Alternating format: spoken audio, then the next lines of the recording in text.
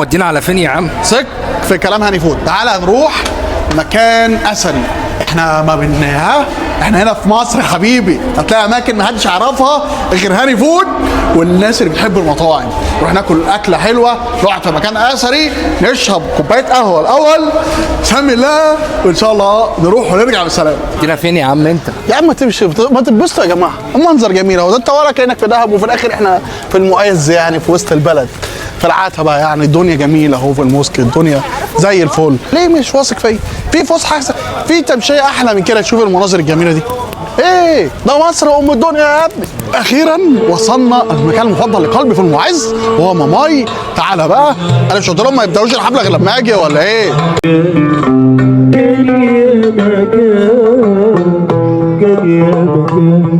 الحب مالي بك ونسينا الحد فرحي والراحة والراحة. تعال اتفرج على التراث، مكان لا اروع ولا اجمل من كده. ومبدئيا انا ما باكلش في اي كافيه، كلش اصلا في اي كافيه الا يعني بص المنظر يحترم. ابو رز ابو شعريه حبيب قلب هاني فود، وفتة الموزه، ومنظر جميل. واصلا احنا فين؟ في معهد ايه عايز تبص تحت؟ بص حتى الراجل يقول لك ورينا الدنيا تحت عامله ايه، ولسه في حفله هتبتدي كمان شويه نحضرها. يشيل بقى الحاجات دي كده. الفته بقى مش عايزه الشوكه والسكينه، عايزه ايه؟ عايزه قلب. سمي الله. سامعيني كويس ولا ايه؟ فتة موزه ايه؟ شايف يا عزيزي؟ انهارت. حتى فتة الموزه الرجل بتاعت زمان اللي مليانه لحم.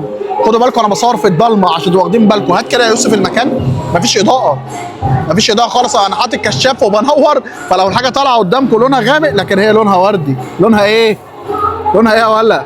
وردي. ها، مولتن كيك. هنا حاطط مولتن كيك مش فتة. طريقه التقديم حلوه قوي اصلا، صح؟ منظر حاجه حلو زي ما انا شايف كده قدامي.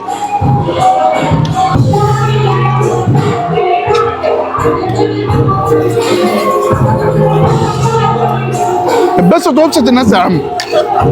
اضحك يابا. نديله مره كمان؟ لا كفايه في ايه؟ لا طول ما انت واقف جنبي. لا وربنا لا بروتين عشان ما تدوخ. خلاص اضرب. ازاي يا عم؟ نفسي اعرف ما بيدوخش ازاي الراجل ده، ربنا يديله الصحه مش هنحسده. وقع لسه ما وقعش. تدريب.